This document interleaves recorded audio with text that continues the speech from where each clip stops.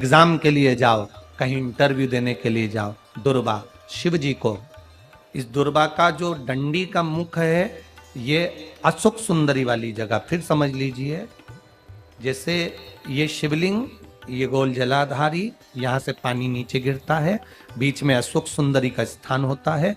तो ये जो दुर्वा हम चढ़ाएंगे तो इसका डंडी का मुख शिवलिंग के पर चढ़ाएंगे तो ये शिवलिंग पर डंडी की जो भाग है वो अशोक सुंदरी की ओर हो गया और ये भाग इस ओर हो गया। शिव जी को समर्पित कर कर पहले दुर्वा चढ़ाएंगे, उसके बाद में देवाधिदेव महादेव को एक लोटा जल जो तुम घर से लेकर गए हो वो समर्पित करो। 3 महीना लगातार अपनी पढ़ाई की मेहनत करो, अपने इंटरव्यू की मेहनत करो और खूब अच्छा पढ़कर साथ में 1 लोटा जल और दुर्वा, शिव जी को भले 10 दुर्वा की जगह केवल 1 दुर्वा चढ़ाओ, चढ़ाकर जल चढ़ाना, 3 महीने तक लगातार बाबा से प्रार्थना करना। विश्वास कहता है अगला पत्र तुम्हारा व्यासपीठ पर होगा, नौकरी मिलेगी, निश्चित है। आप करो मेहनत, कर्म करने में पीछे मत हटना, पढ़ने में पीछे मत हटना, विद्या अध्ययन करने में पीछे मत हटना, अच्छी एजुकेशन पाने में पीछे मत हटना। पहले मेहनत अपनी करो। पूर्व में जो इंटरव्यू दिए हैं उसमें जितनी कमी रह गई अगली कमी को पूर्ण करने के लिए अच्छी मेहनत करो, खूब पढ़ो, खूब अच्छे से विद्या अध्ययन, और फिर बाबा पर समर्पित होकर जाओ, बाबा पर विश्वास कर कर जाओ, भरोसा पूरा कर कर जाना। इंटरव्यू देते समय अपना विल पावर मजबूत होना चाहिए कि मेरे साथ मेरा काल अधिपति महाकाल है, अब निकल कर मानू। हम दुकान खोलते हैं, कपड़े की दुकान खोल रहे हैं, किराने की दुकान खोल रहे हैं, लोहे की दुकान खोल रहे हैं, भंगार की दुकान खोल रहे हैं, किराना की दुकान खोल रहा है, पान की दुकान खोल रहे हैं। हम दुकान खोलते हैं पर दुकान खोलने से पहले तुम्हारे 2 मन हो जाते हैं, चलेगी कि नहीं चलेगी, खोल तो लूंगी, चलेगी कि नहीं चलेगी।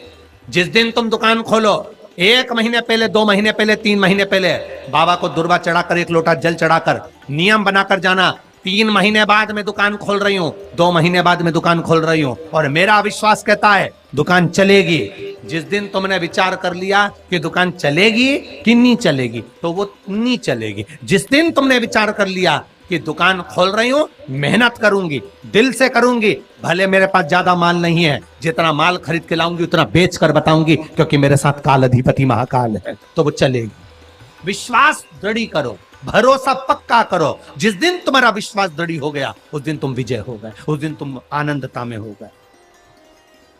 बच्चों का विल पावर कमजोर हो रहा है, दोस्त कह देते हैं सीए की पढ़ाई बहुत कठिन है, इंजीनियरिंग की पढ़ाई बहुत कठिन है, डॉक्टर की पढ़ाई बहुत कठिन है।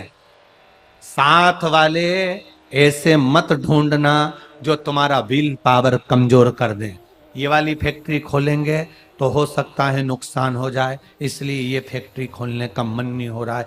फैक्ट्री का सेटअप जम गया, सब कुछ जम गया और मालूम पड़े, विचार करा कौन चलाएगा, कैसे होगा, कैसे चलेगी, तो वो फैक्ट्री कभी नहीं चलेगी। तुमने सोच लिया कि अपने क्षेत्र में नहीं है, मेहनत करूंगा, 4 चांद लगाऊंगा, कहीं पर भी जाऊंगा पर जीत कर बताऊंगा, तो वो फैक्ट्री भी भग दौड़ेगी। निश्चित का है आपका विल पावर कमजोर नहीं होना चाहिए।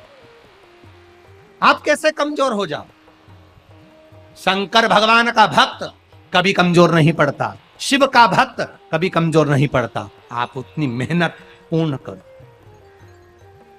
जिसके घर में 20 साल संतान नहीं हुई, जिसके घर में 10 साल संतान नहीं हुई, जिसके घर में 17 साल, 18 साल, 25 साल, 30 साल संतान नहीं हुई, डॉक्टरों ने कह दिया था औलाद नहीं होगी। चाहते तो विल पावर मजबूत हो जाता, कमजोर हो गया, विचार कर लिया संतान नहीं होगी, सब दूर दिखाया संतान नहीं होगी, आखिरी में तुमने विश्वास पक्का कर लिया कि टीवी पर कथा सुनी, शिव पुराण में कहा होगा। जब उसको भगवान ने 17 साल में संतान दी है तो मुझे तो 4 साल शादी के हुए हैं, 5 साल हुए हैं, मेरा बाबा मेरी झोली भरेगा। विल पावर मजबूत हुआ और बाबा ने औलाद दे दी। तुम विश्वास पक्का करो, दड़ी बनाओ, अपने विश्वास को दड़ी बनाओ। जिस दिन तुम्हारा विश्वास दड़ी हो गया उस दिन तुम्हें कहीं डोलना नहीं पड़ेगा, शंकर तुम्हारे साथ में कदम से कदम मिलाकर चलेगा। दुकान डालो, चाहे फैक्ट्री डालो, चाहे व्यापार करो, चाहे पढ़ाई करो, दिल से करो, खूब दमदारी से उतरो। उसके बाद में फिर शिव जी पर एक बेल पत्र या एक, जम के बोलो, क्या ये दुर्वा, एक दुर्वा, एक सबसे पहली दुर्वा, सबसे पहली दुर्वा गणेश जी को और सबसे पहली दुर्वा शंकर जी को किसने समर्पित करी थी? किसने दी थी? कौन का विल पावर कमजोर हो गया था? कौन का विल पावर कमजोर हो गया था? कौन अपने आप को कमजोर समझने लगा था? कौन था जिसके पास सब कुछ था और उसके बाद भी उसका मन उदास हो गया था? वो था कुबेर, धनपति कुबेर, जिसके पास में सत्ता की कमी नहीं थी, बेबहू की कमी नहीं थी, धन की कमी नहीं थी, संपदा की कमी नहीं थी। वो कुबेर जो एक जगह बैठ जाए तो लोगों का कुबेर का भंडार भर दे। वो कुबेर का जब खजाना कम हुआ, भंडारा कम हुआ, अंत में उसकी आंख से जब आंसू बहा, तब कुबेर एक दुर्वा लेकर महादेव के पास पहुंचा और महादेव ने एक दुर्वा देकर रिद्धि सिद्धि के हाथ गणेश जी के पास पहुंचाया। कुबेर से कहा, तू अपनी मेहनत कर, तूने दुर्वा दी है, ये दुर्वा तुझे वापस कुबेर अधिपति बनाकर छोड़ेगी। और छोड़ा। एक दुर्वा में वो बल होता है जो उसके विल पावर को मजबूत कर देती, संपदा को मजबूत कर देती, उसकी सत्ता को मजबूत कर देती, उसके बेबहू को मजबूत कर देती। एक दुर्वा सहज नहीं। दुर्वा पीछे देखोगे तो डंडी एक है। देख रहे हो आप लोग? आप लोगों को ना भी दिखे तो अपने घर पर जाकर देखना। पीछे से देखोगे तो दुर्वा की डंडी एक है, आगे से देखोगे तो उसकी किनारियां 4-5 पत्तियां निकली हुई होती हैं। अर्थात एक रास्ता अगर दुर्वा का बंद होता है तो दूसरे रास्ते को दुर्वा खोल देती है, दूसरा बंद होता है तो तीसरे को खोल देती है, तीसरा बंद होता है तो चौथे को खोल देती है, चौथा बंद होता है तो पांचवे को खोल देती है। दुर्वा में वो बल होता है जो महादेव को हम जब अशोक सुंदरी की ओर डंडी का मुख कर कर, पत्तियों का मुख इधर कर कर, शिव को समर्पित कर कर, एक लोटा जल जब बाबा को हम समर्पित करते हैं दिल से, 3 महीना लगातार आनंद के साथ, हाँ बीच में रजो धर्म आ जाए तो आप लोग उस समय मंदिर में नहीं जाते, नहीं चढ़ाते, उस समय छोड़ दो, पर अपने भावों से बाबा को समर्पित करो। नवयुवक बेटे बेटियां भी शिव जी पर जल चढ़ाओ, करो शंकर का गुणगान। इस वर्ष देश और विदेश में 10th और 12th का एग्जाम बच्चों ने दिया और सबने महादेव पर विश्वास कर कर दिया। एक लोटा जल और एक बेलपत्री पर शहद लगाकर शंकर का स्मरण कर कर अपनी विद्या के साथ में दिया। और जिसने दिल से 10th 12th का एग्जाम दिया और बाबा पर भरोसा कर कर दिया, खूब मेहनत कर कर दिया, उनका रिजल्ट मेरे बाबा ने अच्छा बनाया और अच्छा दिया। वो बेटा बेटी बड़े खुश हुए, प्रसन्न हुए, आनंद में हुए। आनंद था।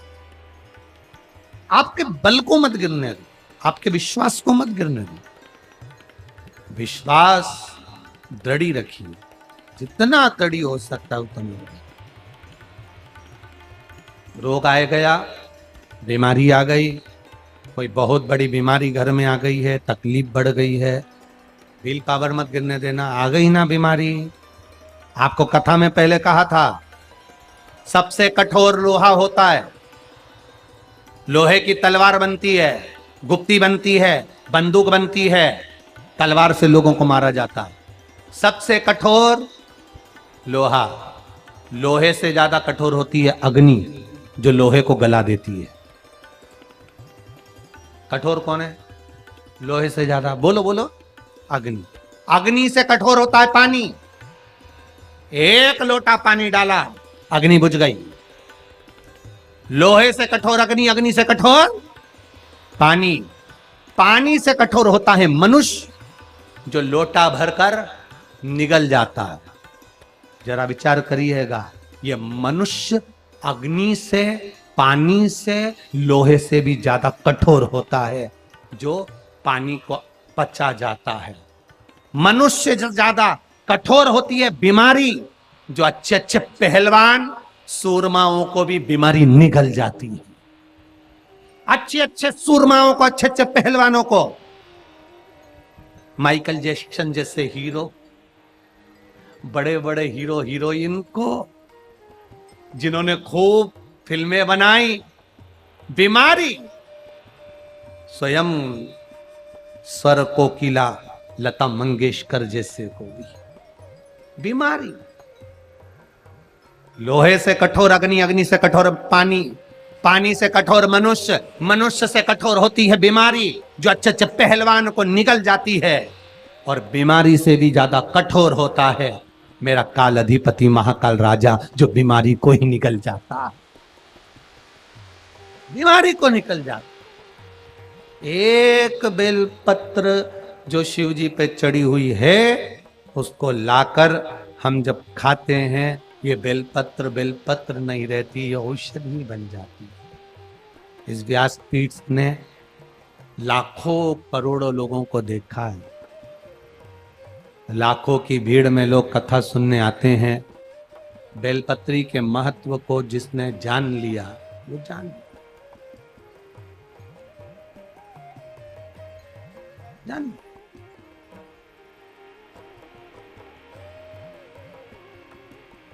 जिसने खाया उसको मालूम पड़ा। हाँ, किसी किसी के मुंह में खाने से छाले पड़ जाते हैं या छार छार मुंह हो जाता है, नहीं खा पाते, तो शिवजी पे चढ़ी हुई बेलपत्र को लाकर सुखाकर चूरा बनाकर उसकी गोली बनाकर रख लो, पानी से निगल लो। है तो महादेव का प्रसाद, है तो औषधि, वो भी तो सुख देगी। नहीं खा पा रहे, उसको खाओ। शुगर जिसकी ज्यादा ऊपर नीचे हो रही हो, 11 दिन नहीं 3 दिन बेलपत्र बाबा की उठाकर खाकर शुगर की जांच तू अपने घर में ही कर ले, शुगर तुझे लेवल में मिलेगी। ये शिव तत्व है। बेलपत्र में औषधि तत्व जुड़ा हुआ,